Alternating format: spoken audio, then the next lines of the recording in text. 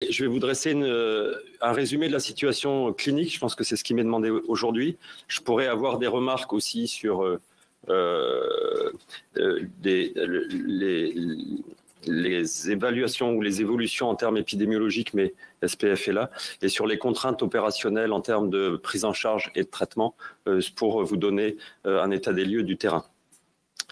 Pour vous résumer rapidement la situation clinique, on a affaire à une variole simienne qui jusqu'alors n'avait pas beaucoup dépassé les zones d'endémie, qui se présentait dans le cadre de zoonoses essentiellement, avec une transmission interhumaine peu fréquente, qui touchait essentiellement les chasseurs ou les enfants qui étaient en contact avec les animaux porteurs du virus, essentiellement les rongeurs et les singes, et qui, sur cette infection virale à gros virus à ADN enveloppé qui est assez résistant en milieu inerte, provoquait sur la phase virémique d'invasion systémique des signes généraux de type fièvre, syndrome pseudo-grippal. Et ensuite, on voyait l'émergence de lésions cutanées ou cutanéo-muqueuses, d'évolution monosynchrone, c'est-à-dire en une seule phase de la maladie, qui touchait essentiellement la peau, avec des lésions qui durent environ 3 semaines, avant de cicatriser une fois que les croûtes tombent, et pouvant laisser des séquelles cicatricielles dysesthétiques. Le pronostic de cette maladie connue en zone d'endémie est variable en fonction des régions et des sous-types viraux. Sur les données qu'on a, et on pense qu'elles ne sont pas forcément très précises en termes de dénominateur par rapport au nombre de patients touchés, par rapport au contexte de la zone d'endémie, on considère que la mortalité est d'environ 30% pour le sous-type viral évoluant en zone d'Afrique centrale et de 10% en Afrique de l'Ouest. Aujourd'hui, le sous-type viral qui s'est disséminé en dehors de la zone d'endémie est celui d'Afrique de l'Ouest, qui a une mortalité moins sévère. Ça, c'est le contexte. Aujourd'hui, depuis le début du mois de mai, on a, comme vous le savez, une diffusion au-delà de la zone d'endémie. C'est déjà arrivé. La particularité, c'est ces modes de transmission, et je laisserai détailler SPF, mais la particularité, c'est que ça va avoir un impact sur la présentation clinique. Aujourd'hui, et c'est inédit, on a une transmission interhumaine assez dynamique dans une communauté particulière, avec des modes de transmission qui sont essentiellement les rapports sexuels dans le cadre de multi-partenariats. Et ça survient sur un terrain qui est assez systématique. Donc on retrouve des hommes qui sont en général jeunes et qui ont très peu de comorbidités. On a des patients qui sont séropositifs au VIH, mais la plupart sont très bien contrôlés, ne présentent pas d'immunodépression. Nous n'avons pas de forme grave, mais dans la population d'aujourd'hui, ce sont des patients qui ne présentent pas de facteurs de risque de gravité de cette maladie, qui est essentiellement les enfants, les femmes enceintes et les personnes immunodéprimées. La particularité clinique de cette sortie de la maladie de sa zone d'endémie est liée probablement au mode de transmission, puisqu'on a des lésions qui sont essentiellement, en tout cas dans un premier temps, génitales ou périgénitales, et qui vont évoluer aussi avec la même chronologie classiquement, mais on voit régulièrement des évolutions qui sont atypiques avec des récurrences proches de la première, entre guillemets, floraison. C'est-à-dire qu'on a l'impression que cliniquement, vous avez plusieurs éruptions cutanées qui ne sont pas décrites dans la maladie classique de zone d'endémie, qui pourraient laisser envisager une physiopathologie différente ou de potentielle recontamination. Par ailleurs, par rapport à la spécificité des modes de transmission, on a des cas plus fréquents de rectite et de pharyngite qui probablement sont liés au mode de transmission dont on ignore aujourd'hui les séquelles potentielles au niveau fonctionnel. Aujourd'hui, On a en France, de ce qu'on peut en voir sur les dénominateurs, et en tout cas de l'expérience de Bichat et de la Pitié, on a à peu près la même évaluation au lit du malade, c'est que la gravité est faible, mais autour d'un panel de 500 patients diagnostiqués pour Bichat-Pitié, on a plus de 25 hospitalisations. Ce n'est pas complètement négligeable. Par contre, il faut préciser que ce sont des hospitalisations qui ne sont pas en réanimation, qui ne grèvent pas le pronostic vital et qui sont essentiellement des atteintes oculaires, des kératites, des atteintes rectales ou des surinfections bactériennes qui est, sur la zone d'endémie, la principale cause de gravité, voire de décès, sur un accès aux soins qui est limité et un accès aux antibiotiques qui est parfois restreint. Voilà en gros pour la situation clinique que je peux dresser aujourd'hui avant les questions éventuelles. Alors, qui prend la suite? Santé publique France? Vous avez on ne peut pas le passer là, le diaporama. Si, on va passer un diaporama. Vous souhaitez vous appuyer? On le passe tout de suite? Oui, s'il vous plaît, Madame la Présidente, Mesdames et Messieurs les sénateurs. Donc, je vais vous dresser un point de situation épidémiologique. Voilà, quelques diapos juste parce que ça passe mieux avec des figures. Donc, diapositive suivante, s'il vous plaît. Si on peut avoir la diapositive suivante. Voilà, donc peut-être un mot pour revenir sur l'alerte initiale qui date de mai 2022. L'alerte a été émise par les autorités sanitaires de Grande-Bretagne, par un système européen qui permet aux États membres et à la Grande-Bretagne également d'échanger des messages d'information sanitaire de manière rapide. Et donc ce message a été reçu par la DGS et Santé publique France le samedi 14 mai. Et faisait état de 2 cas confirmés chez une mère et un nouveau-né d'infection à monkeypox avec un cas index qui était le conjoint et surtout sans notion de voyage ni contact avec des voyageurs. Et ça, c'était des cas qui dataient du 12-13 mai. Donc la date du 14 mai, les Anglais rapportaient aussi 4 cas confirmés chez des hommes ayant des rapports sexuels avec des hommes, sans non plus notion de voyage ni de contact avec des voyageurs. Et donc, c'était très fortement en faveur d'une transmission autochtone sur le territoire de Grande-Bretagne.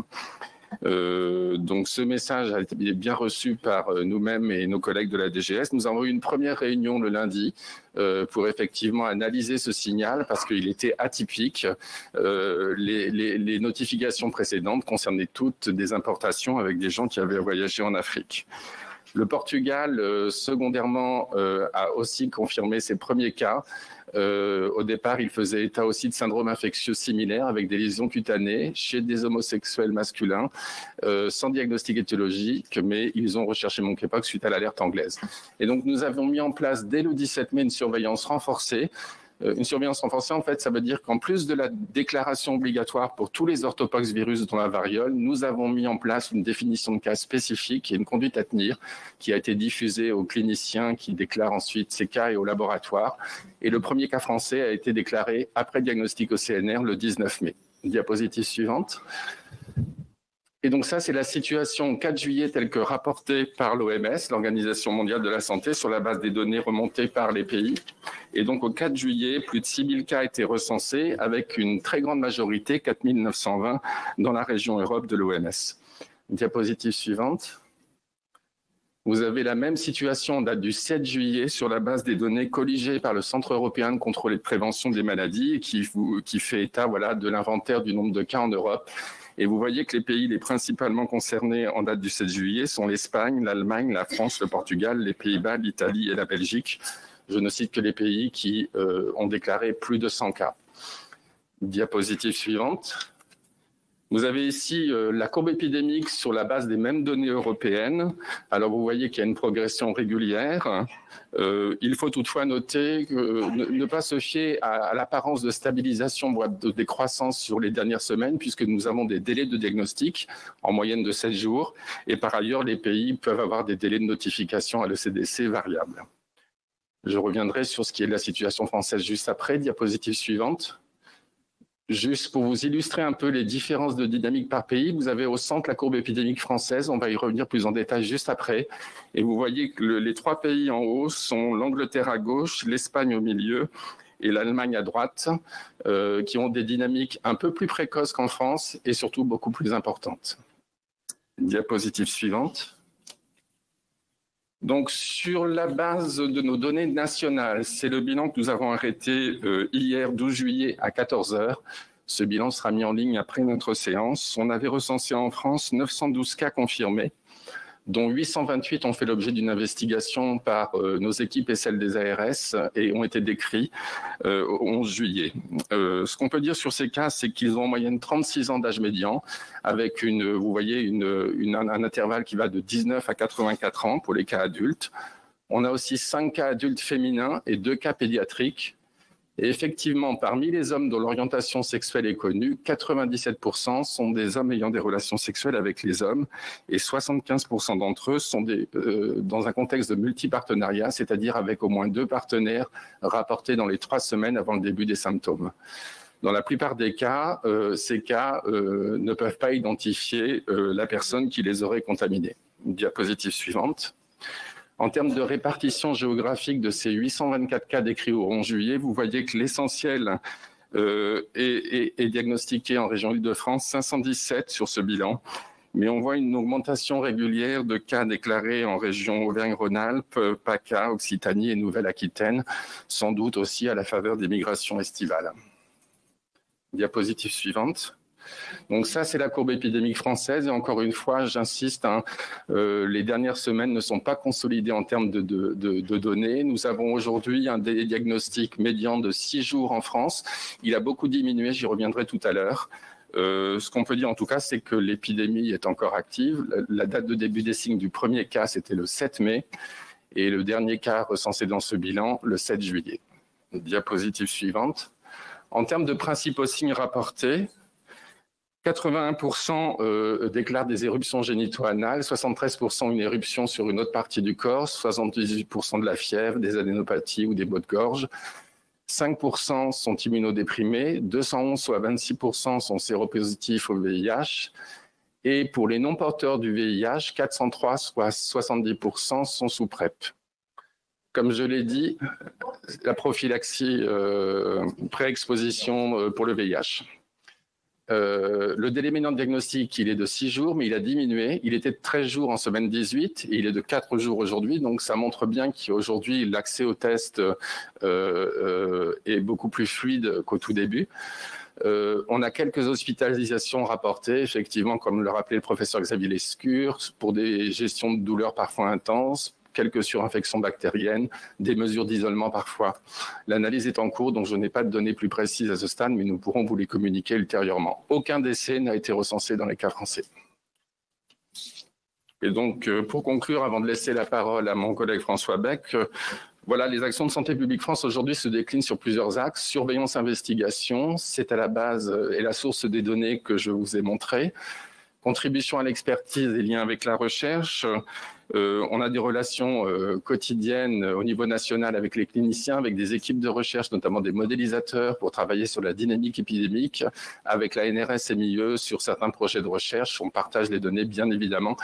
Et aussi partage de données avec l'Europe, puisque toutes nos données de surveillance nationale alimentent les travaux du Centre européen de contrôle et de prévention des maladies, ainsi qu'avec l'OMS.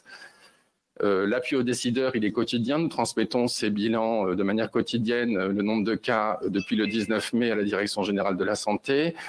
Les analyses sur le suivi des contacts sont en cours pour notamment voir quelles sont leurs caractéristiques. Et puis bien sûr, Santé publique France, dans sa dimension établissement pharmaceutique, participe à la gestion du stock des doses de vaccins d'antiviraux et au schéma logistique d'approvisionnement.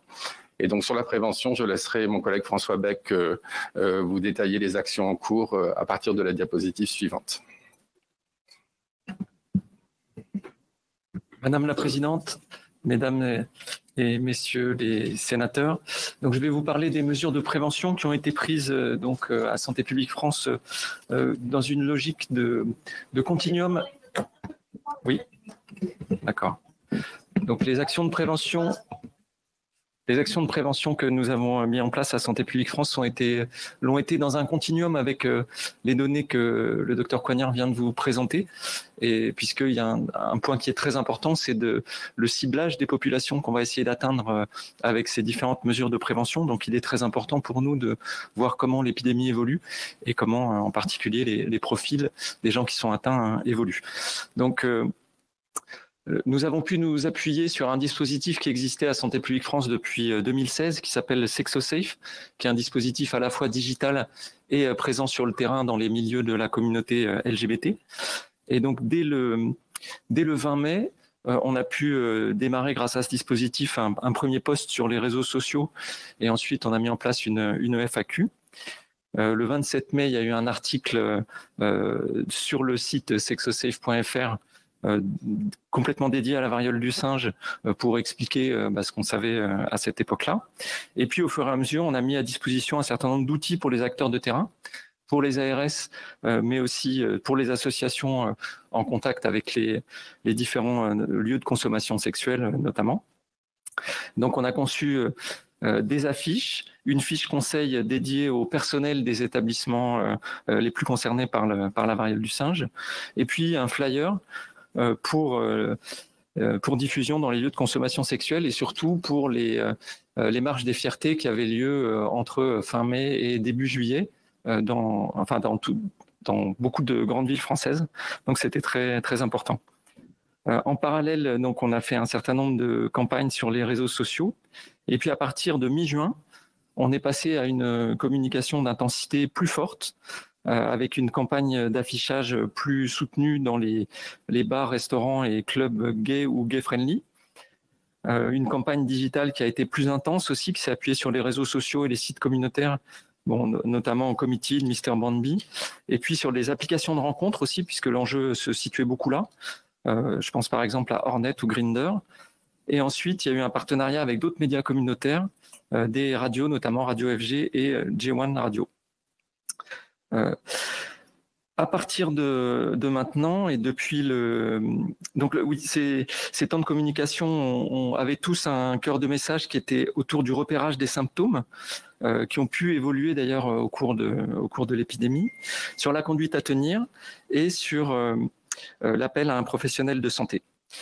Et donc le troisième temps de communication va être autour à la fois du repérage des symptômes, mais aussi de la promotion de la vaccination, depuis l'avis rendu par la HAS, et puis l'ouverture d'une ligne d'aide à distance Monkeypox Infoservice. Voilà, donc on continue la campagne digitale avec ces différentes adaptations. Et puis pour le terrain, a été conçue une affiche pour les lieux de vaccination, une nouvelle fiche conseil pour les personnels des lieux de convivialité, et puis un certain nombre de flyers qui donc évoquent en plus la vaccination. Pour ce qui concerne les populations autres que HSH, donc hommes qui ont des rapports sexuels avec d'autres hommes, on est aussi en train de travailler à des fiches pour le site internet Vaccination Info Service, qui est à la fois à destination des pros de santé et du grand public. Alors en termes de performance, on a donc une campagne qui a réussi à atteindre de nombreuses personnes dans sa cible, puisqu'il y a eu plus de 200 000 clics sur les bannières qui ont pu apparaître sur des sites ciblés. Et donc ça, c'est un indicateur qui est très intéressant, puisque c'est un geste que fait le visiteur Internet pour aller vers l'information qu'on lui propose. Et puis donc, on s'est appuyé sur plus de 300 établissements, ce qui a représenté à peu près 1 million d'occasions de voir les affiches qu'on diffusait. Et puis, on a un certain nombre d'autres indicateurs sur lesquels je pourrais revenir. Juste un tout dernier mot pour vous parler de Monkeypox Infoservice. Donc, c'est une ligne qui est ouverte depuis aujourd'hui. Vous voyez le numéro qui s'affiche ici. Elle est ouverte de 8h à 23h, tous les jours de la semaine. Et donc, c'est un dispositif qui est extrêmement intéressant pour compléter toutes les autres actions de prévention, puisque ça permet aux gens qui sont dans l'angoisse ou dans l'inquiétude d'avoir un interlocuteur tout de suite. Et donc, c'est très complémentaire avec tout le reste de ce qu'on a proposé. Voilà, et maintenant, la DGS. Merci Madame la Présidente, Mesdames et Messieurs les sénatrices et les sénateurs. En complément de ce que mes collègues ont dit, je vais essayer de vous expliquer ce qu'on a fait depuis l'alerte que vous a résumé Bruno Coignard et dans quel esprit on y travaille et quelles sont les perspectives qu'on se donne en termes de gestion. Peut-être 2 messages pour commencer. D'abord sur la variole du singe. Rappeler que ça s'appelle la variole du singe, mais c'est pas la variole, c'est un cousin de la variole, et ça peut avoir avec le singe, ça a été découvert chez les singes. Le singe peut être hôte de cette maladie, mais le réservoir animal, et c'est important, ce sont plutôt les petits rongeurs. Et évidemment, on a des enjeux qu'on travaille avec l'ANSES et les autorités vétérinaires sur ce sujet-là. Le deuxième message à passer en introduction, c'est que, comme l'ont très bien expliqué les uns et les autres, il faut qu'on soit extrêmement clair que ce n'est pas une maladie des hommes ayant des relations sexuelles avec des hommes, mais que actuellement, l'épidémie que nous connaissons dans les pays de l'hémisphère nord et en Europe est centrée sur cette communauté aujourd'hui, et que ça peut diffuser au-delà de ce cercle, et qu'il n'y a pas d'idiosyncrasie sur cette communauté-là avec cette maladie-là. Et donc, il faut le dire de manière très claire.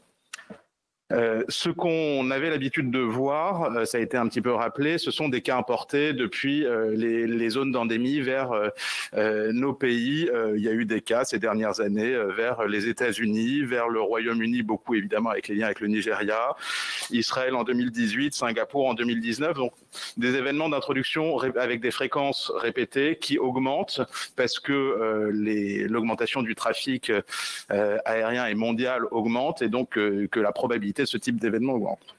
Ce qu'on n'avait pas vu, ce sont des circulations actives au-delà de quelques cas secondaires éventuellement qui se diffusaient à large échelle, et donc c'est ça qu'on a vu avec la détection du premier cas en France le 19 mai.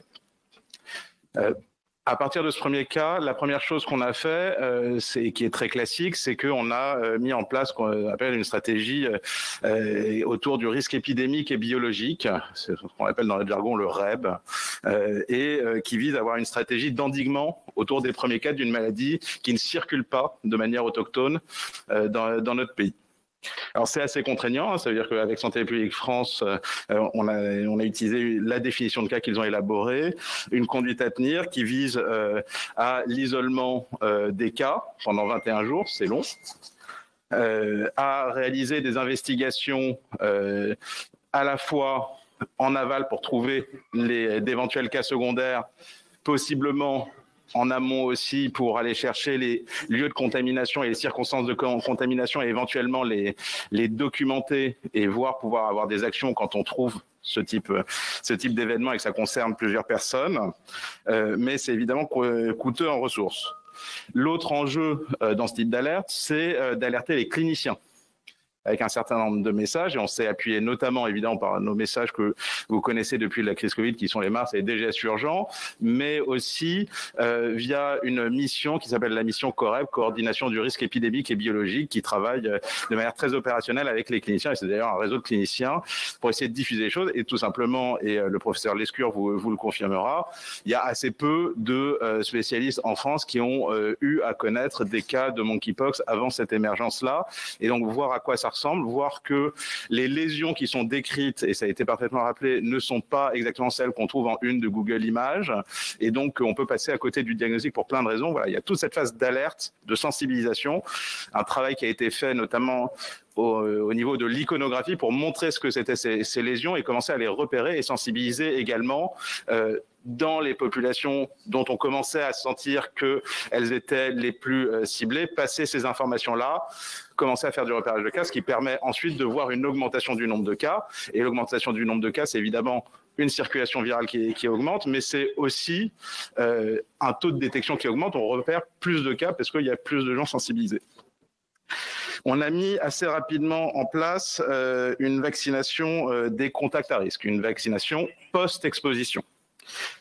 Donc, premier cas le 19 mai, on a l'avis de la HAS qui sort le 24 mai, et sur cette base-là, on prend un arrêté sur le fondement de l'article L3131-1 qui est fondé parce que le vaccin américain Jynneos a une AMM aux États-Unis sur l'indication monkeypox, mais ne l'avait pas au niveau européen, et néanmoins c'est un très bon vaccin, très utile dans cette indication-là, et donc ça permet de l'utiliser. Donc ça a été mis en œuvre assez directement. L'avis de la HS a été ensuite complété le 20 juin pour préciser les indications chez les enfants et chez les personnes qui avaient déjà été immunisées contre la variole quand elles étaient plus jeunes. Et depuis le début de la vaccination, a priori, on est à plus de 1000 injections qui ont été réalisées. On a également saisi plusieurs fois le Haut Conseil de la santé publique pour nous aider à élaborer et diffuser des recommandations. Recommandations sur la conduite à tenir autour des cas et des sujets contacts, recommandations spécifiques pour les personnes ayant un risque de forme grave, recommandations enfin plus récemment sur les mesures de prévention et les gestes barrières spécifiques pour cette maladie. Évidemment, tout ça se fait avec des échanges continus avec les associations et ce, dès cette étape. La documentation des cas qui a été faite par Santé publique France et les agences régionales de santé et les échanges avec les cliniciens ont permis de comprendre ce qu'on disait tout à l'heure, c'est-à-dire une circulation particulière dans cette épidémie-ci, dans la communauté des personnes HSH multipartenaires, avec une localisation assez spécifique des lésions, ça a été rappelé par le professeur Lescure, et les circonstances de transmission qui, a priori, sont plutôt très majoritairement des contacts très rapprochés. À partir de là, ce qu'on peut dire, c'est que ce n'est pas une infection sexuellement transmissible au sens strict médical du terme, mais qu'il y a un certain nombre de facteurs qui font que ça s'en rapproche. Et donc, tout l'enjeu en termes de gestion, à partir de ce moment-là et au moment où ce tableau émerge, c'est de basculer de notre cadre risque épidémique et biologique que je vous ai expliqué à un cadre qui se rapproche plus d'une gestion infectiologique plus classique avec une forte composante de santé sexuelle et reproductive. Et donc c'est ça qu'on est en train de travailler et que je vais vous détailler maintenant. Premièrement, sur la prise en charge des cas, au départ, elle était centrée sur les établissements de santé de référence et les établissements habilités par les ARS pour la gestion du risque épidémique et biologique. On a ouvert la prise en charge au départ à l'ensemble des services de maladies infectieuses et par suite, on commence à ouvrir la prise en charge en ville avec les CEGID. Les CEGID, alors, vous allez m'aider, mais c'est les centres gratuits d'information de dépistage et je n'ai pas le dernier D et je suis sûr que vous l'avez.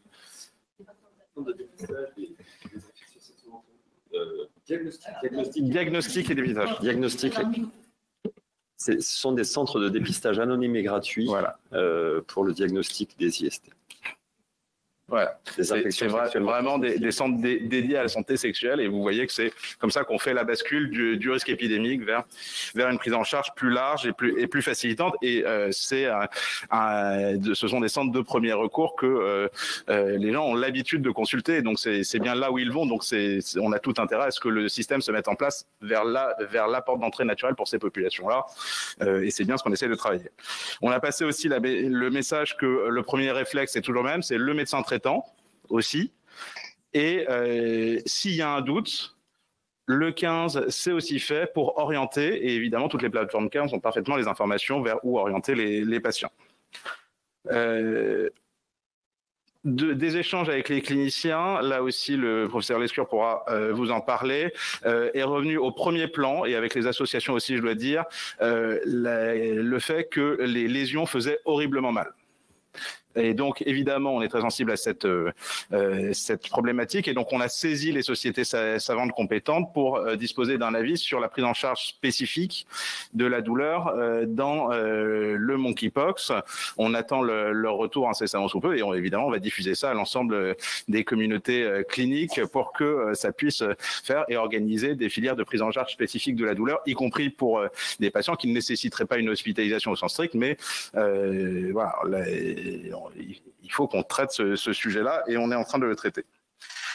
On fait évoluer progressivement la définition de cas et la conduite à tenir parce que maintenant qu'on a clairement un tableau, on n'a peut-être pas besoin de documenter aussi complètement tous les cas, mais un échantillon de cas. Et on n'a peut-être plus besoin de tester tous les cas lorsque le diagnostic clinique est absolument certain et évident et que l'ensemble des diagnostics différentiels et notamment les IST ont été éliminés par ailleurs puisque c'est bien l'ensemble de la problématique qu'il faut traiter. Sur le diagnostic, pareil, bascule du REB vers quelque chose de plus communautaire. Au départ, ce sont les laboratoires de niveau P3 dans les ESR qui sont habilités et vous savez que comme le monkeypox est proche de la variole, ça fait l'objet de réglementations particulières avec la NSM. On a facilité au maximum les choses, mais il y a des autorisations à obtenir pour qu'un laboratoire ait le droit de détenir ce type de prélèvement. On est en train d'ouvrir ça à l'ensemble des laboratoires P3 hospitaliers, et le Centre national de référence déploie la technique diagnostique et assiste ces laboratoires dans le déploiement de la technique diagnostique. Et on est en train de travailler aussi à l'ouverture au P3 de ville. Et ça nécessite un certain nombre d'actes réglementaires. Et donc, on a saisi la Haute Autorité de Santé pour l'inscription à la nomenclature des actes de biologie médicale. Et on attend là aussi leur avis rapidement pour pouvoir déployer ça en ville. On a eu un avis de la Société française de microbiologie qui nous indique que ça reste préférable de rester en niveau P3 compte tenu de la pathogénicité de cet agent. Mais que dans certains territoires ou dans certaines situations, s'il y a une perte de chance pour le patient, on peut dégrader un petit peu ce qu'on appelle P2+, je ne rentre pas dans le détail, vous m'en excuserez, mais ce qui nous permet d'avoir un peu nous, notamment dans certains territoires, pour quand même avoir la technique diagnostique, et là aussi on y travaille. Enfin, c'est encore un peu tôt, mais on travaille d'ores et déjà avec l'ANSM pour identifier les fabricants de TROD, de tests rapides d'orientation diagnostique, de pouvoir en disposer, de pouvoir évaluer, et notamment avec la NRS-MIE, les performances de ces tests, parce qu'évidemment, il n'est pas question de déployer des tests qui n'auraient pas de bonne performance et qui induiraient en erreur sur le diagnostic. Et donc, on espère qu'à moyen terme, on arrivera à développer. Et on pense évidemment que si on avait des trottes de bonne performance et que ça puisse être positionné dans les fameux CGID dont on parlait tout à l'heure, on a quelque chose qui serait pas mal en termes de diagnostic. Voilà, un peu la perspective. Et j'en viens à la vaccination préventive, et je sais que le sujet vous intéresse. On a saisi, oui, je lis un peu la presse et les réseaux sociaux aussi. Donc, la saisine de la Haute Autorité de Santé, on l'a faite le 1er juillet. La Haute Autorité de Santé nous a rendu son avis le 8 juillet.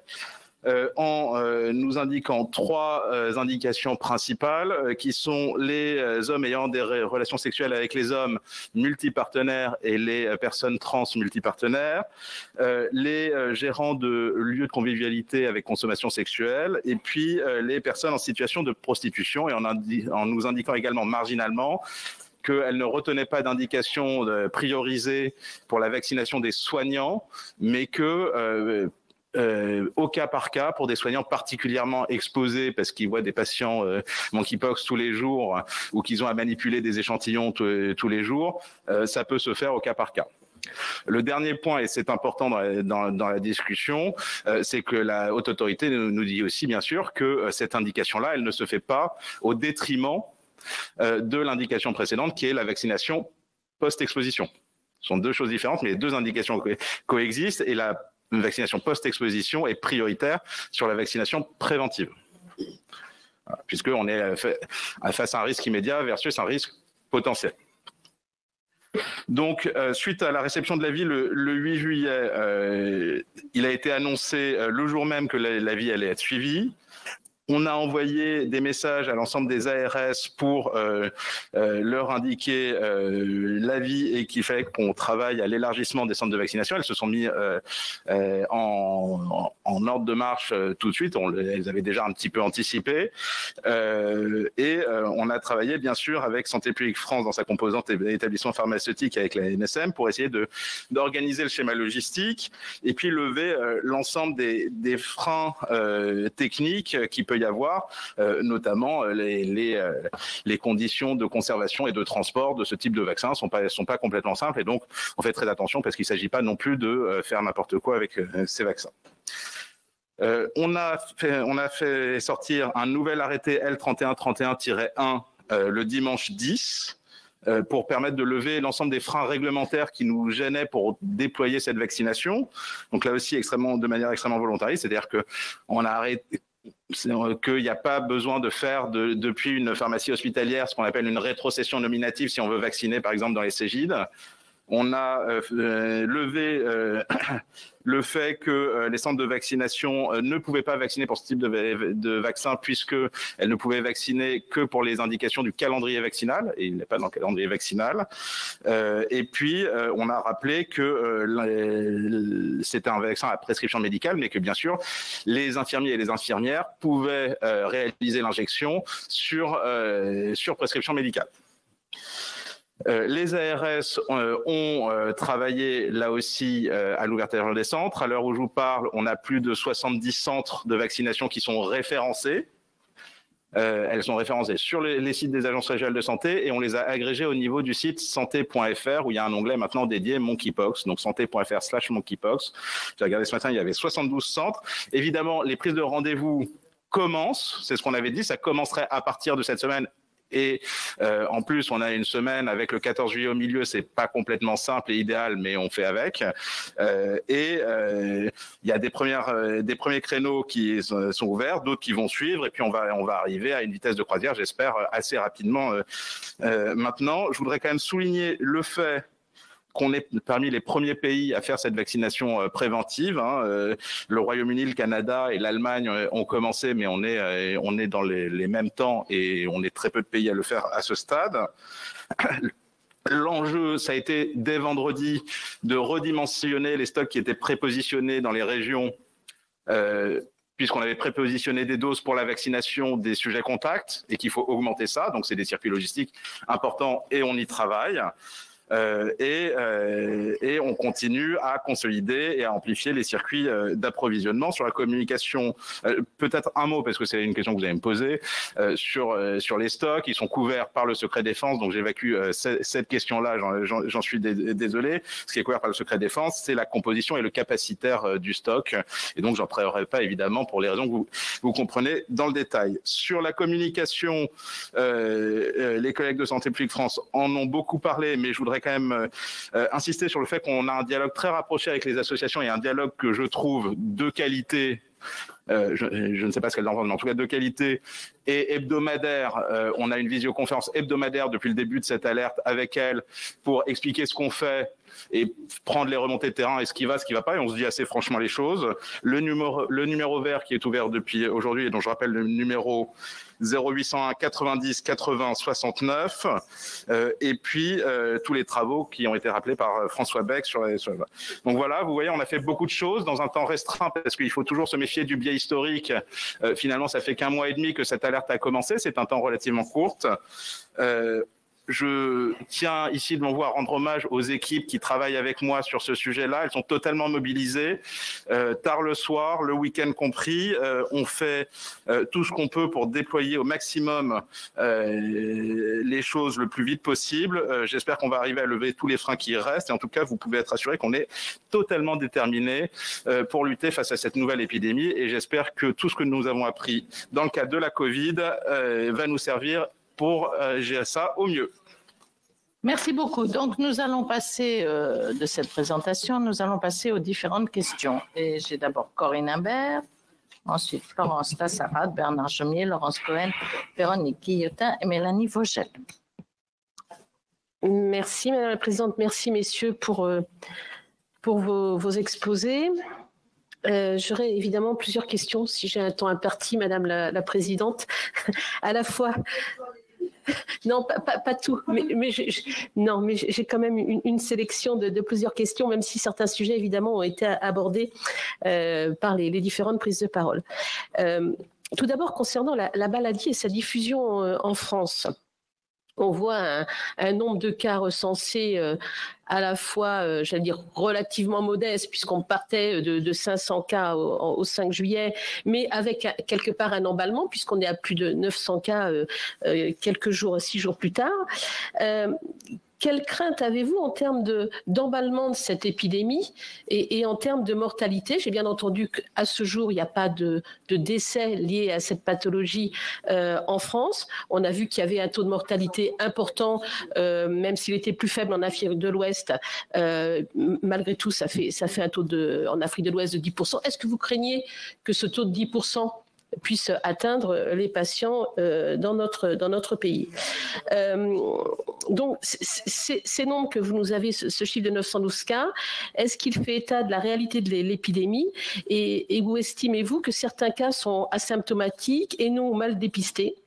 Et même si j'ai entendu que le délai de diagnostic était réduit, et si le déploiement de TROD était en cours pour avoir donc des tests rapides d'orientation et de diagnostic, est-ce que vous pouvez nous présenter les mesures prises pour favoriser favoriser le dépistage au-delà de cette rôde. Concernant les traitements préventifs ou curatifs, effectivement, la question des vaccins nous intéresse fortement. Comment expliquer le décalage, même si vous l'avez dit, monsieur de la direction générale monsieur Lazarus de la direction générale de la santé, vous avez souligné que la France faisait partie des premiers pays à ouvrir la vaccination pré-exposition après le Canada, le Royaume-Uni et l'Allemagne, mais on a un petit décalage. Bien sûr, on a attendu l'avis de la Haute Autorité de Santé, mais comment vous expliquez ce décalage? Et alors, même si j'ai aussi bien entendu, nous l'avons tous entendu, que la notion de stock était couverte par le secret défense, mais quand même, permettez-nous de nous interroger sur le stock dit suffisant. Alors, vous n'allez peut-être pas me répondre parce que vous me direz secret défense, mais j'ai quand même entendu que vous nous expliquiez que la vaccination post-exposition devait rester prioritaire par rapport à la vaccination pré-exposition. Enfin, il me semble que c'est ce que vous avez dit. Voilà. Donc, ça veut dire que si elle reste prioritaire, c'est qu'à un moment donné, on va gérer des stocks, sauf erreur de ma part. Sinon, on ne se poserait pas la question. Ou alors, c'est que l'épidémie va s'enflammer, et d'où toutes ces mesures mises en place. La Haute Autorité de Santé recommande 2 injections à ce jour à 28 jours d'écart. Ce délai entre 2 injections pouvant aller jusqu'à quelques semaines. Je crois que c'est exactement, enfin je cite la Haute Autorité de Santé. Ça veut dire quoi, quelques semaines? Et là encore, est-ce que ce n'est pas une façon de gérer les stocks? Voilà. L'agence européenne ERA aurait passé des commandes de vaccins. Alors peut-être que j'aurai encore secret défense, mais la France a-t-elle souscrit à ces commandes groupées au niveau européen? Et le gouvernement français réalise-t-il des commandes parallèles? Et concernant les vaccins utilisés, pouvez-vous nous donner des informations quant à leur efficacité et comment cela a souvent été l'objet de crainte dans le cadre de la pandémie de Covid quant à leur innocuité? Qu'est-ce qu'on sait aujourd'hui de ces vaccins? Voilà, le démarrage de la vaccination en Île-de-France semble difficile. Est-ce un problème de logistique ou est-ce qu'on en revient à un problème de manque de doses accessibles? Et à quelle date des vaccinations seront-elles possibles en région? Voilà, je vais m'arrêter là. Voilà, oui, m'a dit Madame la Présidente, donc je m'arrête là. Je vous remercie. Très bien, les bonnes questions. On va prendre 2 autres intervenants et ensuite on répondra et on fera une autre salve de questions. Florence Sassarade, Bernard Jomier. Oui, merci. Pour compléter un petit peu les questions médicales, moi qui suis pédiatre et qui c'est qu'en maternité on redoute le virus de l'herpès génital et des dégâts qu'il peut produire chez le nouveau-né. Est-ce qu'il y a déjà un protocole qui a été donné pour la femme enceinte qui pourrait être porteuse de lésions génitales suspectes? Est-ce qu'on fait une césarienne un peu systématiquement? Est-ce que ces sujets ont été évoqués? Deuxièmement, moi aussi j'avais une question sur le délai d'efficacité de la vaccination. Est-ce qu'on peut envisager la vaccination de la femme enceinte? Je ne le pense pas, mais vous nous le direz.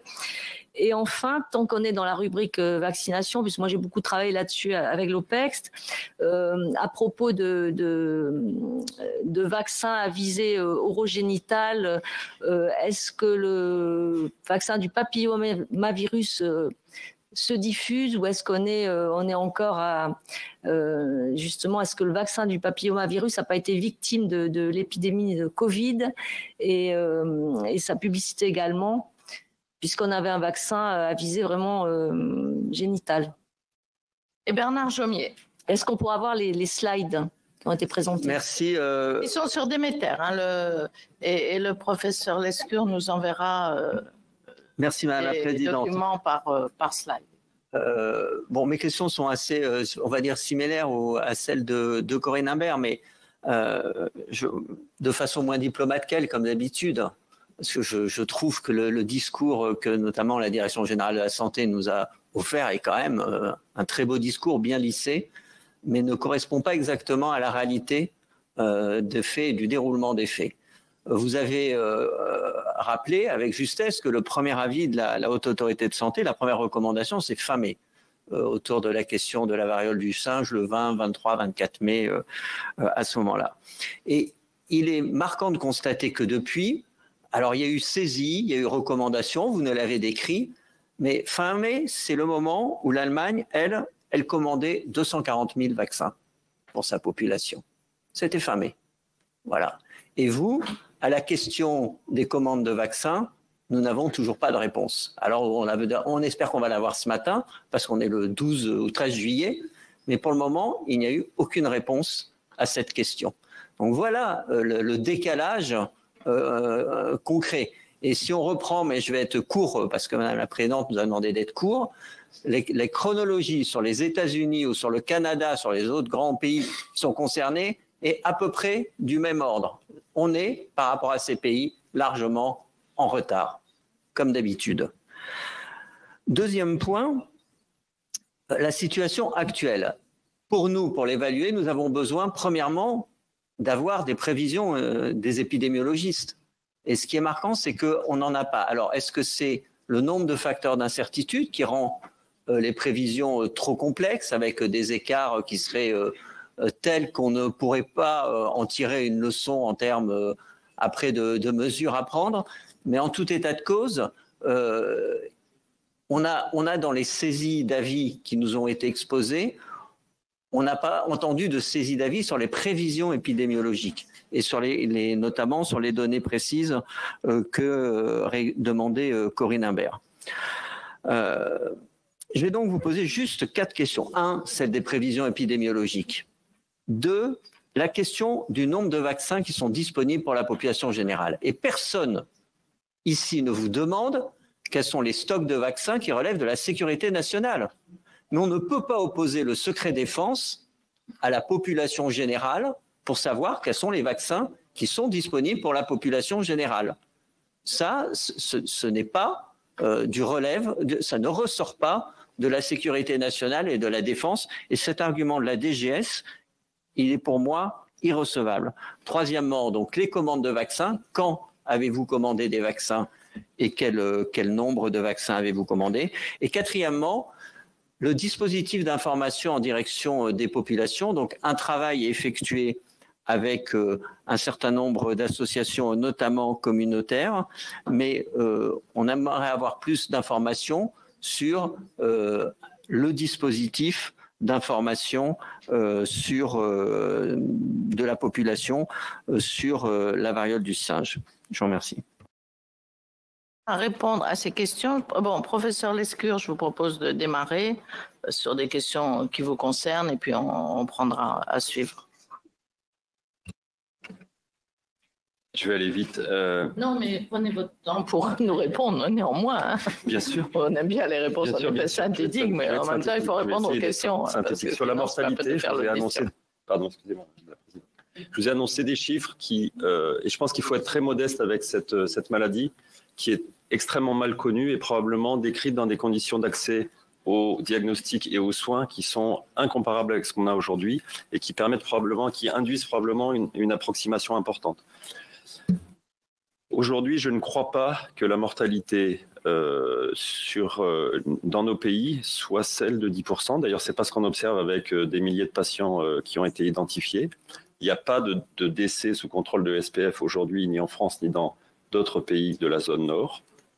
Et donc, puisqu'on a plus de 7 ou 8 000 cas documentés, ça vous donne une petite idée de la différence qu'il y a entre la mortalité annoncée en Afrique de l'Ouest pour les 10% et ce qu'on observe ici. Je ne crois pas que ce soit lié uniquement au terrain des patients qui sont touchés chez nous, qui n'ont pas de facteurs de risque de forme grave que je vous ai décrit, qui sont les enfants, les femmes enceintes et les personnes immunodéprimées. Je pense qu'il y a une question de dénominateur et de difficulté à estimer dans les pays du Sud la létalité précise de la maladie. La deuxième question par rapport à la crainte vis-à-vis de la diffusion, je pense que SPF ou la DGS pourra avoir des éléments de réponse.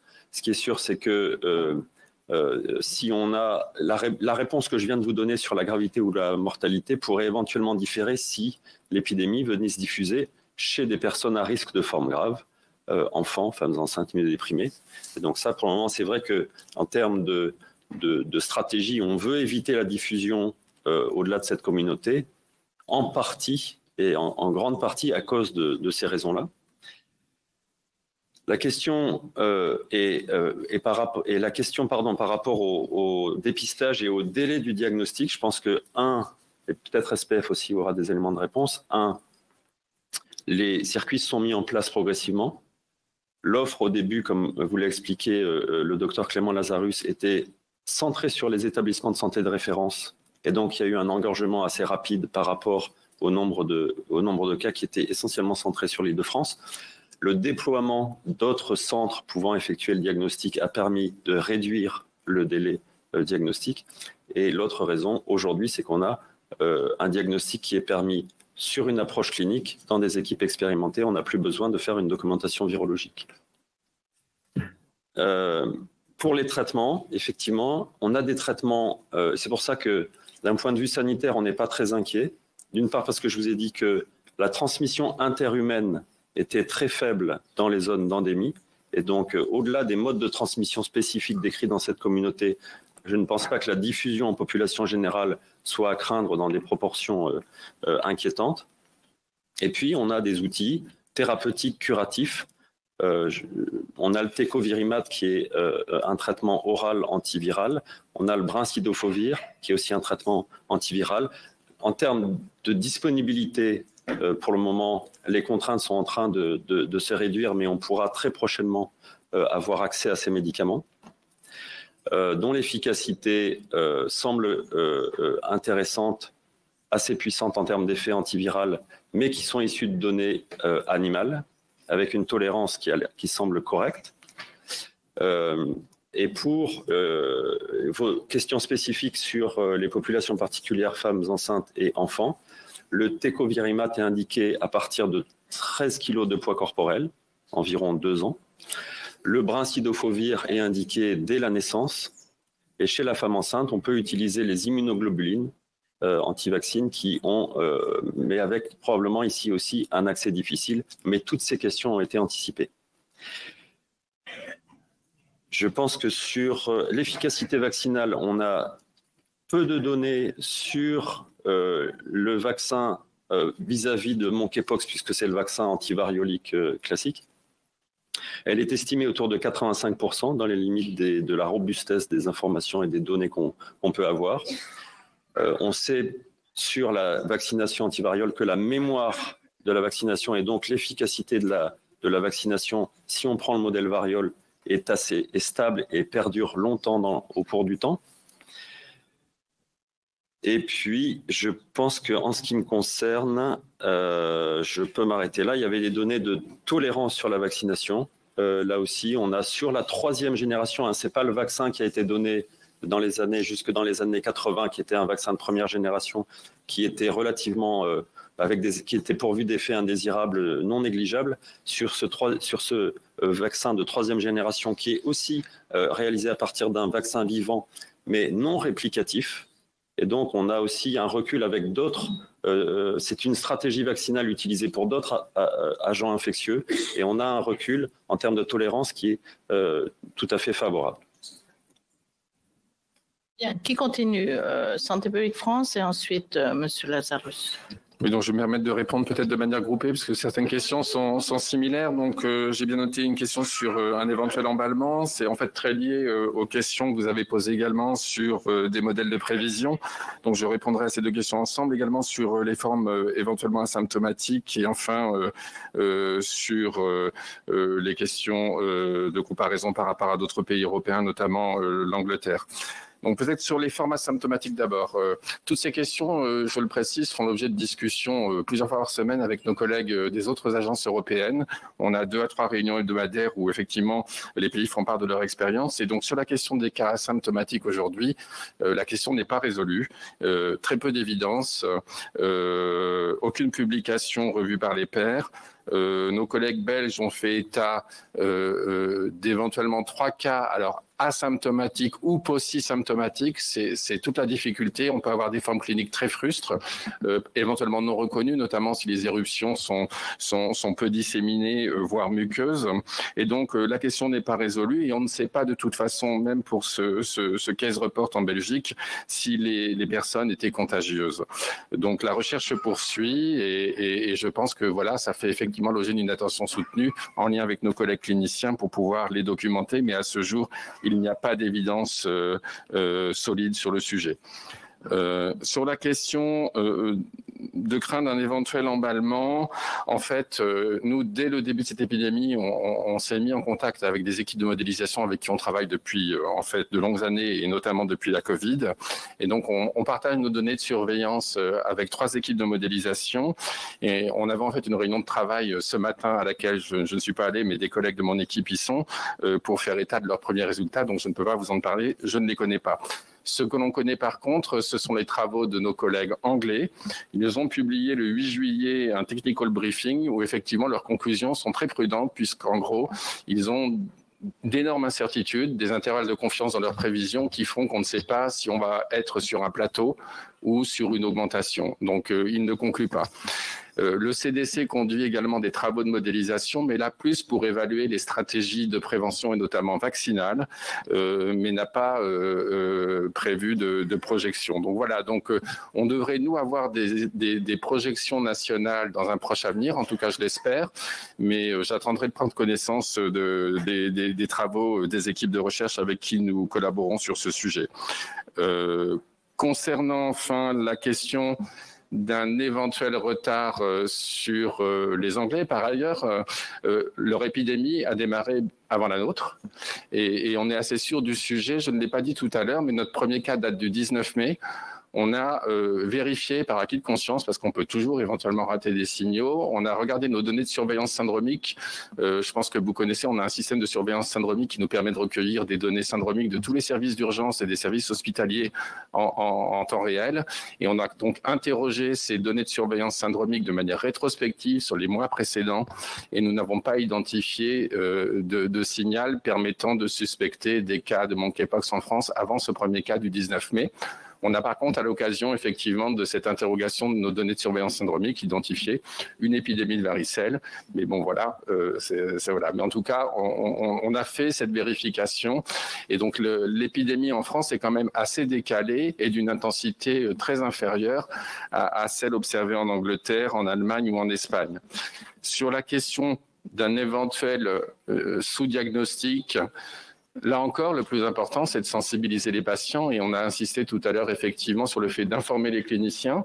Clément Lazarus a souligné effectivement qu'il fallait pouvoir faire connaître à des cliniciens qui ne connaissent pas cette maladie à quoi elle ressemblait. Donc, il y a un gros travail fait par les cliniciens de photothèque notamment pour diffuser ces informations. Et puis, il faut sensibiliser les patients aussi pour qu'ils consultent. Si un patient ne consulte pas, on ne peut pas effectivement avoir connaissance de ce cas. Voilà pour quelques éléments de réponse. Bien. Docteur Lazarus. Alors, je vais essayer de répondre à la question sur les vaccins, mais comme il y a eu une question sur les tests, d'abord, je réponds rapidement sur les tests et après, je reviens à la question des vaccins. Ce qu'on a fait pour essayer de faciliter le diagnostic et le dépistage, vous avez parfaitement raison, c'est important, c'est d'une part d'essayer d'élargir au maximum, les effecteurs et les laboratoires qui peuvent techniquer ces prélèvements. Les prélèvements, ils peuvent se faire partout, y compris en ville. Et pour le prélèvement, il y a un acte qui est prévu à la nomenclature des actes de biologie médicale. Et donc, il n'y a pas de problème. Tous les laboratoires de biologie médicale en ville peuvent faire le prélèvement et éventuellement l'envoyer. Alors, c'est des circuits qui ne sont pas toujours simples, mais on y travaille en lien avec les biologistes. Donc, sur la partie prélèvement, ça marche. Sur la partie technique, je vous ai dit, il y a une réglementation qui est liée au fait que le monkeypox est un orthopox virus, que c'est potentiellement un agent de la menace, c'est ce qu'on appelle la réglementation MOT. Donc il y a des autorisations à avoir pour pouvoir techniquer et ensuite conserver éventuellement ces échantillons. Avec la NSM, on travaille sur l'allègement de cette réglementation. Aujourd'hui, qu'on a un virus qui circule sur le territoire, je ne peux pas préjuger de ce qui arrivera. etc. Mais c'est quelque chose qui est bien pris en compte. Ensuite, au niveau de la biosécurité, il s'agit à la fois d'élargir les effecteurs, et je vous ai dit qu'on est passé des seuls laboratoires P3 des établissements de santé de référence à l'ensemble des laboratoires P3 hospitaliers, et bientôt, si il y a un avis de la HAS favorable sur la NABM, au P3 de ville. Ça permet de desserrer, et même que là où il n'y a pas de laboratoire de niveau P3, on pourrait dégrader encore un peu les choses pour qu'il y ait un accès au diagnostic dans les territoires qui en auraient besoin. On fait aussi attention au fait que quand on dégrade les niveaux de biosécurité, évidemment, il ne s'agit pas de mettre à risque les travailleurs dans les laboratoires. Donc il y a quand même un enjeu qui est important là, et il ne faut pas faire non plus n'importe quoi. Et puis le deuxième champ d'action, c'est sur les TROD, c'est ce que je vous disais tout à l'heure, c'est pas encore pour tout de suite parce que il y en a pas qui sont encore accessibles sur le marché. On y travaille avec la NSM selon 2 axes: trouver quels sont les fournisseurs qui ont des tests et qui ont des capacités d'approvisionnement, et puis deuxièmement, dès qu'on pourra en avoir un petit peu, travailler notamment avec les équipes de recherche et notamment avec les ESR qui voient beaucoup de patients, à évaluer dans le cadre d'un protocole de recherche les performances de ces TROD pour voir s'ils ont une qualité satisfaisante, puisqu'il ne s'agit pas d'avoir plein de faux négatifs ou plein de faux positifs avec des dispositifs qui ne marcheraient pas. Si on a la condition réunie d'avoir une capacité à avoir des approvisionnements et des tests de bonne performance, effectivement, on aura tout intérêt, et je crois que tout le monde est d'accord là-dessus, à pouvoir déployer ces TROD, et notamment en ville dans les CEGID. J'espère avoir répondu à votre question sur cette partie-là. J'en viens sur la partie vaccin. Sur la question du décalage avec les autres pays, Bruno Coignard a répondu à la fois sur le décalage dans le temps et sur l'intensité. Je voudrais simplement préciser une chose sur les avis de la HAS pour qu'on parle tous bien de la même chose. C'est que l'avis du 20 mai, qui a été rendu public le 24 mai, il ne traite que de la vaccination post-exposition, que de la vaccination des sujets contacts. Il ne traite pas de la vaccination préventive.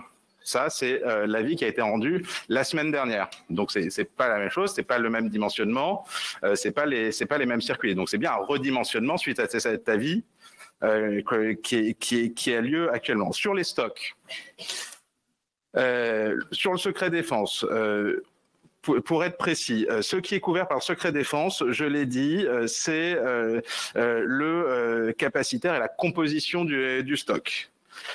C'est dans le cadre du plan Variole, et c'est un plan qui est piloté par le secrétariat général de la Défense et de la Sécurité nationale, et donc il ne m'appartient absolument pas de rentrer dans ce détail-là. Ce que je peux vous dire, et j'espère que ça répondra à une partie de vos questions, d'abord qu'on a un stock suffisant de vaccins à la fois contre la variole et pour engager la vaccination monkeypox. Préventive et post-exposition. Vous avez raison, Madame la Présidente, et ça me permet de répondre à une autre de vos questions sur la priorisation des indications. La priorisation qui est faite par la HAS, ce n'est pas une priorisation de gestion des stocks, ça pourrait l'être s'il y avait besoin, mais en l'occurrence, c'est vraiment une priorisation médicale. Quelques souvenirs. Oui, j'ai les mêmes souvenirs, je les partage avec vous, mais c'est bien une indication médicale entre la gestion d'un risque immédiat et avéré pour des personnes qui ont eu un contact à risque documenté et évalué et qui sont susceptibles de développer la maladie dans un intervalle très court, et une vaccination préventive pour une population avec un risque potentiel qui est un surrisque par rapport à l'ensemble de la population générale. Donc, on n'est pas dans le même niveau de risque, et donc c'est logique d'avoir cette priorisation dans les indications. Voilà.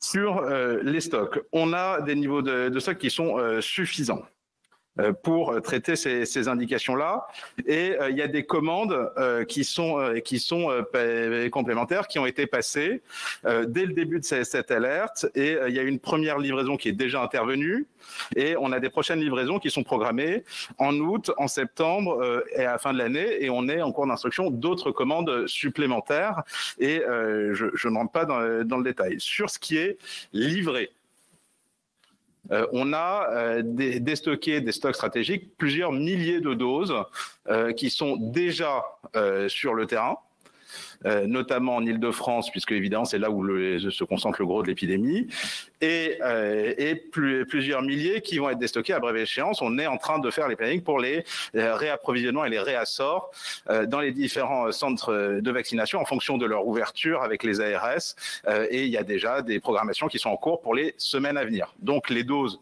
sont en train d'arriver sur le terrain. Il y avait déjà les doses qui avaient été prépositionnées pour la vaccination post-exposition. Là, on parle des réapprovisionnements sur le pré-exposition. Il y a déjà des doses. Il y en aura qui sont déjà prévues. Donc tout ça est en train de monter en charge de manière assez forte. Sur les commandes, j'ai répondu. Sur la pharmacovigilance, effectivement, c'est du domaine de l'ANSM. On suit ça évidemment de manière rapprochée et avec Santé publique France, puisque ce sont des vaccins qui sont déstockés depuis le stock stratégique de Santé publique France. Et je crois que j'ai répondu à toutes vos questions. Quand vous dites suffisant, vous avez évalué la cible?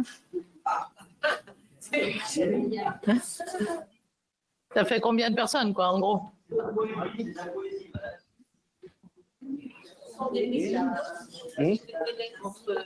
Ah oui, sur les délais, vous avez parfaitement raison, pardon. Mais sur les délais, effectivement, ça nous donne une souplesse logistique, mais c'est comme pour les autres vaccins, c'est-à-dire qu'il y a une indication d'écart entre les doses, et puis on peut y aller la semaine suivante ou la semaine d'après, et ça ne pose pas de problème médical, si vous voulez. Donc ça offre effectivement pour nous une souplesse logistique aussi, mais c'est comme pour les autres vaccins, j'ai envie de vous dire. Professeur Lescure, vous pouvez préciser la cible? Peut-être, si je peux préciser, sauf si vous avez des sources, mais on avait des chercheurs en sciences sociales ont des données assez précises sur les PrEPeurs en France, sur les personnes, les hommes ayant des rapports sexuels avec des hommes pratiquant les partenaires multiples. Et donc, si vous faites l'association des PrEPeurs, des VIH positifs ou négatifs ayant ce type de conduite à risque, vous arrivez sur un total d'environ 120 000 personnes. 120 000.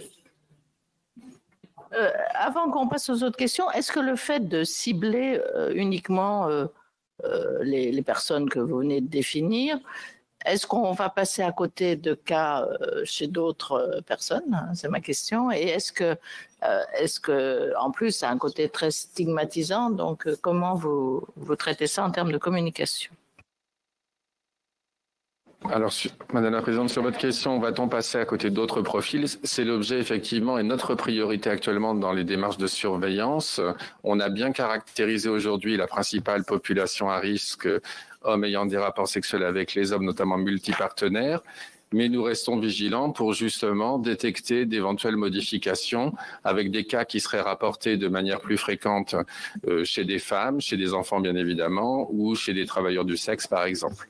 Aujourd'hui, les données dont j'ai fait état, voilà, ce sont les dernières données dont nous disposons, mais nous concentrons bien évidemment nos investigations sur ces formes qui seraient atypiques. Bien. Alors, Laurence Cohen, Véronique Guillotin et Mélanie Vogel. Laurence Cohen. Oui, merci Madame la Présidente. Merci messieurs pour ces éléments. En fait, mes questions vont poursuivre ce qui vous a déjà été posé parce que effectivement le discours, on va dire officiel, de la DGS paraît voilà, on maîtrise tout, on tient tout, on a tout anticipé, donc a pris en compte visiblement la pandémie du coronavirus, mais ça c'est sur le papier, mais en même temps on n'a aucun chiffre, on est obligé de vous croire sur parole.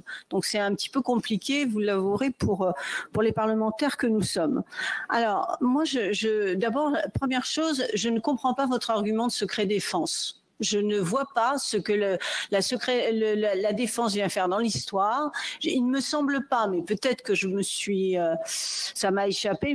Il me semble pas que le secret défense était invoqué pour la pandémie de coronavirus. Mais voilà. Donc pourquoi tout d'un coup il serait invoqué ici? C'est ma première question. Deuxième question, docteur Lazarus, j'ai pas très bien compris parce que vous avez dit, en parlant donc de cette variole dite du singe, que ce n'était pas une infection sexuellement transmissible, mais que ça s'en approchait. Et là, vous voyez, soit c'est sexuellement transmissible, mais s'en approcher, là non plus, je vois pas. Donc, est-ce que je peux avoir quelques petites précisions là-dessus? Ensuite, vous avez dit que les centres de vaccination, vous aviez donné des consignes pour qu'ils soient ouverts, qu'il y en ait plus qui soient ouverts. 70 centres de vaccination, si j'ai bien écouté. Mais est-ce que ces 70 centres de vaccination vont avoir le nombre de doses à la fois en préventif et en curatif? Qu'est-ce que voilà, est-ce que on peut avoir plus de précision là-dessus? Et puis je voudrais savoir aussi au niveau de l'anticipation, c'est-à-dire par rapport aux commandes et par rapport à la production, parce qu'on a bien vu là pendant le coronavirus que, moins qu'on puisse dire, c'est que on était plus que faible, pour pas dire inexistant en termes de production des vaccins. Là, je voudrais savoir si la France est en capacité de produire ces vaccins, et puis peut-être savoir également ces vaccins, ils viennent de quel labo? C'est quel labo qui fournit les vaccins? On est dépendant de quoi pour savoir à quelle sauce on peut être mangé, si c'est Pfizer ou d'autres? Voilà, merci d'avance. Alors, Véronique Guillotin, et pour terminer, Mélanie Vogel. Alors, ouais, merci Madame la Présidente. Je vais essayer d'aller vite dans mes questions. J'en avais plein, mais elles ont quasiment toutes été à l'ordre du jour, donc je vais les oublier. La prévention épidémio, le TROD et l'évaluation des vaccins, c'est les 3 premières que je voulais poser, je les évacue. Il en reste 2. Est-ce qu'on est aujourd'hui, par définition, sur une endémie, une épidémie, ou est-ce qu'on surveille uniquement des cas sporadiques? Enfin, voilà à peu près à quel stade on est. C'est la première question. Et la deuxième, c'est sur, j'ai pas très bien compris, sur la transmission. Alors, est-ce qu'on est sur une maladie visiblement qui est transmise au départ par le rongeur à l'homme? Donc, est-ce qu'il faut qu'il soit mordu? Enfin, je sais pas, et ça impliquerait des préventions sur les métiers exposés aux rongeurs. Et la deuxième transmission interhumaine, est-ce que c'est une transmission de contact pure, ou est-ce que c'est une transmission avec une composante d'infection sexuellement transmissible par sécrétion génitale? Et du coup, est-ce qu'il y a une prévention spécifique, parce qu'on n'a pas parlé de rapports sexuels protégés, des choses comme ça, sur les publics dont on dit qu'ils sont plus spécifiquement atteints ou cibles? Voilà. Mélanie Vogel. Merci beaucoup. Merci pour cet exposé. Je suis désolée de revenir avec la même question qui va un peu vous embêter, mais j'avoue que moi aussi, j'ai du mal à comprendre l'utilisation de l'argument du secret défense, parce qu'en fait, on ne vous pose pas la question de savoir combien il y a de vaccins en stock pour nous protéger d'une éventuelle attaque biologique dans le cadre qui mettrait en péril la sécurité nationale. J'espère d'ailleurs, enfin je ne sais pas, mais que ces stocks-là, de toute façon, seront préservés et que ce qu'on utilise pour vacciner la population générale qui est potentiellement sujette aux infections ne réduit pas notre capacité à nous défendre contre une guerre biologique. Donc c'est vrai que c'est compliqué pour nous. Je ne comprends pas. Est-ce que vous pouvez nous expliquer pourquoi le secret défense s'appliquerait à des stocks de vaccins qui n'ont pas vocation à être utilisés dans le cadre d'une attaque sur notre sécurité nationale? Ensuite, si vous voulez quand même pas nous répondre sur combien on a de vaccins, je vais essayer de poser la question différemment. Est-ce que vous pourriez nous dire combien de doses sont prévues pour être déstockées dans les semaines et les mois qui viennent? On a eu une petite indication, vous dites 120 000, donc ça c'est, si j'ai bien compris, les hommes, voilà, cible hommes ayant des rapports sexuels avec les hommes et sous PrEP. Je crois que ça exclut les travailleurs du sexe, etc. J'imagine que c'est donc un petit peu au-dessus de ça, le public cible. Parce que la question suivante, c'est les remontées de terrain qu'on a. En fait, on ne vous poserait pas cette question sur les stocks si, en gros, les remontées de terrain qu'on avait, c'était, en fait, tout va bien, les gens qui ont besoin de se faire vacciner arrivent à avoir un rendez-vous pour se faire vacciner. On se pose la question parce que les remontées qu'on a, c'est qu'il y a pas de rendez-vous disponible. Doctolib a été activé, je crois, avant-hier. En une demi-journée, il y a plus de rendez-vous disponibles. Il y a des régions où on dit qu'il n'y a pas du tout de centres qui apparaissent. Et donc, la question, c'est, du coup, c'est quoi le problème? Si c'est pas une question de stock, qu'est-ce qui explique, en fait, que les rendez-vous sont pas disponibles et à quel terme on peut résoudre le problème? Et la raison pour laquelle on est en inquiétude sur les stocks et qu'on ne comprend pas trop, c'est que, et là je me trompe peut-être, mais l'Union européenne a, il me semble, organisé un achat groupé de vaccins. La France a décidé de ne pas faire partie de cet achat groupé. Pourquoi ? Quelle est la raison et est-ce que ça a un rapport avec le fait qu'on est en difficulté aujourd'hui pour assurer les vaccinations ? L'autre question, c'était sur est-ce que vous pourriez médicalement nous dire les personnes qui ont été vaccinées pour la variole avant qu'on arrête, donc en 1984, ce que vous estimez être leur niveau de protection par rapport à la variole du singe.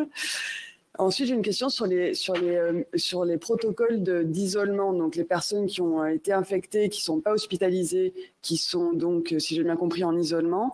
On a quand même des retours de personnes qui n'ont pas forcément, qui sont pas suivies comme il faudrait ou qui n'ont pas assez d'informations sur ce qu'elles doivent faire pendant la période d'isolement. Comment vous gérez le contact avec les patients qui sont en isolement mais non hospitalisés ?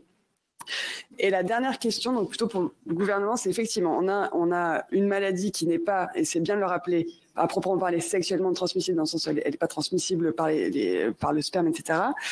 Mais elle touche pour tout un tas de raisons aujourd'hui une communauté en particulier. Moi, je suis un peu inquiète des différentes violences, discriminations qui peuvent être générées par ça. On a vu au début de l'épidémie du Covid qu'il y avait des personnes identifiées comme chinoises qui se faisaient agresser dans le métro, dans la rue. Est-ce qu'au-delà de la communication en termes de prévention médicale, vous pensez aussi à une communication sur ce sujet-là pour éviter qu'on ait des violences et des attaques envers les communautés cibles ? Merci. Merci. Alors, qui commence ? Monsieur Coignard, vous demandez d'être assez concis. Alors, je peux répondre sur la question sur est-ce une IST ? Effectivement, cette question-là est importante à répondre. Il y a plusieurs définitions de l'IST. Une infection sexuellement transmissible stricto sensu, c'est une infection qui est liée à un agent pathogène qui a été retrouvé dans les sécrétions génitales. Aujourd'hui, ça fait l'objet effectivement bien évidemment de travaux. Il y a quelques publications qui font état de présence d'ADN viral dans le sperme, mais est-ce qu'il s'agit d'un virus infectieux? Ça reste à prouver. Donc aujourd'hui, on n'a pas d'évidence pour appliquer cette définition. Donc au sens stricto sensu, aujourd'hui, on ne peut pas dire que c'est une IST. Après, il y a une définition plus large de l'OMS de l'IST qui est celle de toute infection qui se transmet lors de rapports sexuels non protégés.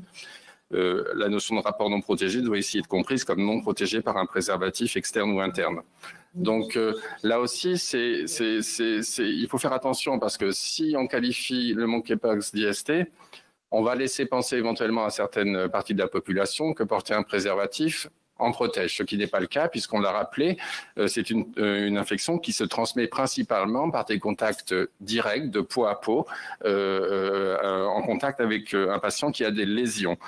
Voilà, donc c'est pas non plus nouveau. Je rappelle qu'on a eu il y a quelques années des épidémies comme l'herpès, tout à fait.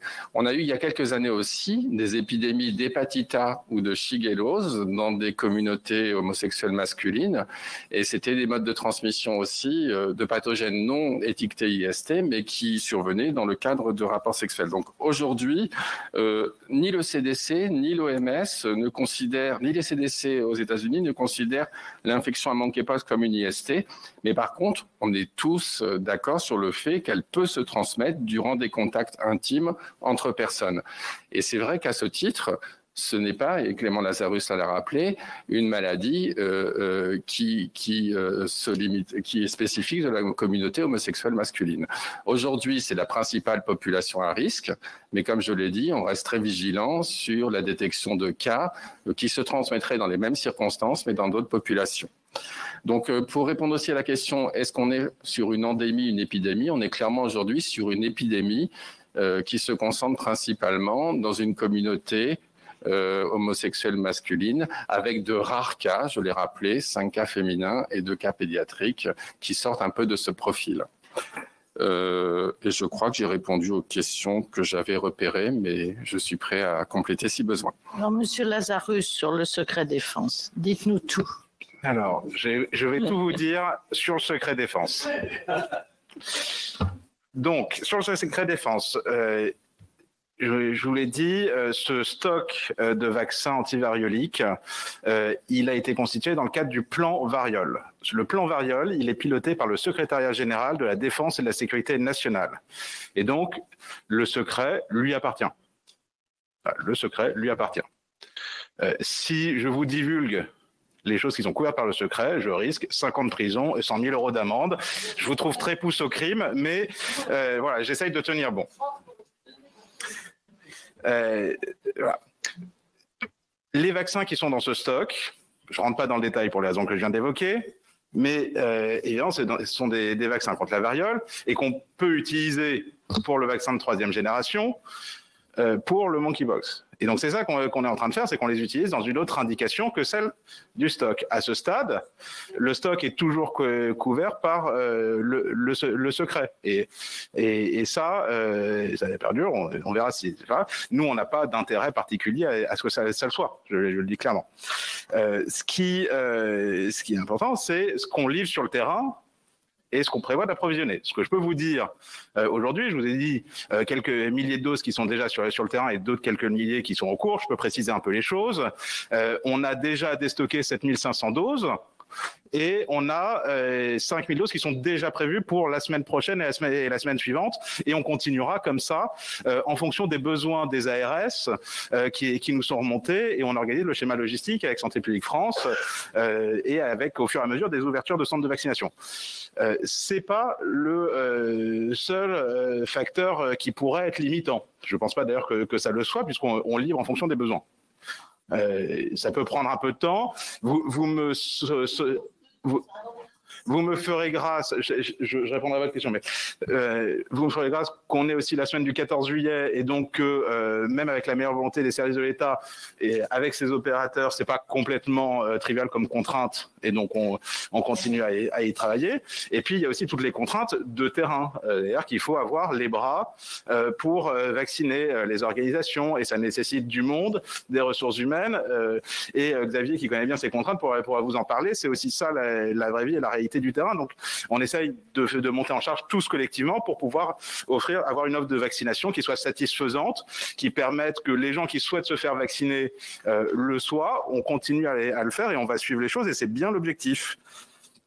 Sur les commandes, je vous l'ai dit, il y avait déjà des stocks qui étaient présents. Dès le début de l'alerte, on a refait des commandes. Il y a une livraison qui est arrivée, il y a d'autres livraisons qui sont programmées et il y a des commandes qui sont à l'étude.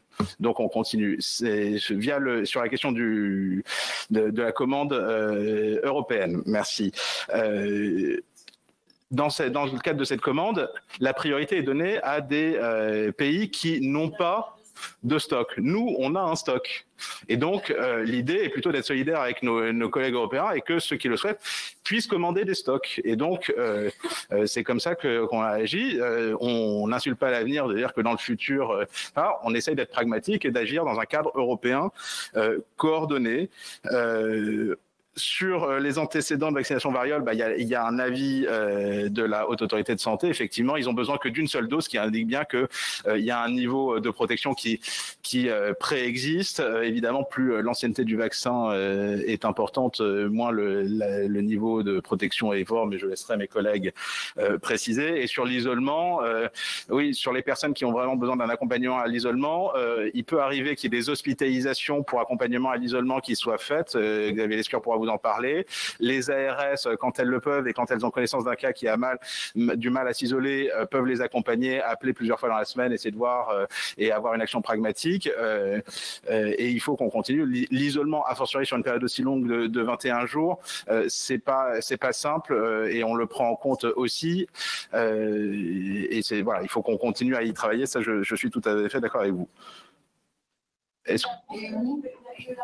Et le labo, en fait, je suis en train de poser la question. Le labo s'appelle Bavarian Nordic. Et je suis en train de poser la question voilà, on me répond. C'est un labo danois avec des filiales en Allemagne, en Suisse et aux États-Unis. Mais j'avoue que je séchais sur la question, donc j'ai fait un appel à mes collègues. Alors, Ah oui, ce sont des multidoses. C'est en monodose. C'est à dose unitaire. Alors, il y a des conditions de température pour la conservation et le transport qui fait que ce sujet est pas complètement simple, parce que c'est du moins 80 en stockage et moins 20 en transport. On peut pas s'abstraire des RCP du fabricant. On regarde de manière très rapprochée avec Santé publique France, avec la NSM, toutes les marges de facilitation qu'on peut se donner, mais c'est pas complètement simple. On a aussi l'expérience du Covid sur le moins 80 qui nous aide un petit peu. Alors, qui continue? Vous souhaitez prolonger un petit peu? Et puis ensuite, professeur Lescure, pour terminer. Oui, moi je voulais donner quelques éléments sur la question de la discrimination de la population LGBT. Ça, c'est quelque chose auquel on a été extrêmement sensible dès le début, et on est en travail très en lien. Le docteur Lazarus l'a rappelé tout à l'heure avec des associations LGBT. On travaille avec eux depuis longtemps. On travaille sur le terrain avec eux. C'est eux qui diffusent nos flyers, et je l'ai dit tout à l'heure, hein, ils considèrent aussi que SexoSafe est une référence. Et donc, le choix qu'on a fait en matière de communication, c'est de cibler cette population-là, mais vraiment en termes de cible comme en marketing, et en revanche, de jamais l'évoquer pour essayer de limiter au maximum les amalgames. Et plus largement, sur la question de la discrimination, on est dans une démarche à Santé publique France d'essayer de faire évoluer dans le bon sens les représentations de l'ensemble de la population sur ces questions, en particulier sur les populations LGBT. Très bien. Et pour terminer, professeur Lescure, pour compléter des points. Des réponses courtes. La première sur les centres de vaccination. Aujourd'hui, comme l'a rappelé Clément Lazarus, il y a des centres qui sont référencés, mais c'est vrai que pour tout vous dire, certains ne sont pas encore activés. Et comme le disait Clément, on est dans une période compliquée pour actionner des activités nouvelles. Et je pense que malgré tout, tout le monde fait preuve de bonne volonté dans le contexte. Mais c'est vrai que premièrement, il y a du monde au portillon, entre guillemets, et donc on a beaucoup de déceptions en termes des attentes, et on a des rendez-vous qui sont beaucoup trop loin par rapport à un été que les gens aimeraient plus festif et moins contraint, pour résumer les affaires. Et deuxièmement, on a beaucoup de difficultés sur le terrain à prioriser le post-exposition par rapport à la pré-exposition, notamment, par exemple, sur des prises de rendez-vous Doctolib, etc. Et donc, il y a des difficultés opérationnelles qui sont toujours présentes. Deuxième point, sur la question des IST, je ne reviendrai pas sur les définitions très précises du docteur Bruno Coignard, pardon. Ce qui est clair, c'est que, et comme le disait Clément Lazarus, aujourd'hui, on n'a pas toutes les preuves, mais on a un certain nombre d'éléments dans un faisceau qui probablement concourent à considérer de façon pragmatique qu'on peut parler d'IST. De façon pragmatique, les Anglais recommandent le port du préservatif jusqu'à 8 semaines après. Le virus a été détecté dans les liquides biologiques, notamment le liquide séminal et le sperme. Pour les virologues, on a un virus extrêmement solide. Et donc, quand on trouve ce virus, on considère, et les virologues considèrent qu'il est infectant. Et on a une sémiologie au niveau génital et au niveau des muqueuses qui semble évoquer vraiment une transmission par le rapport sexuel, au-delà des contacts répétés, intimes, au niveau cutané.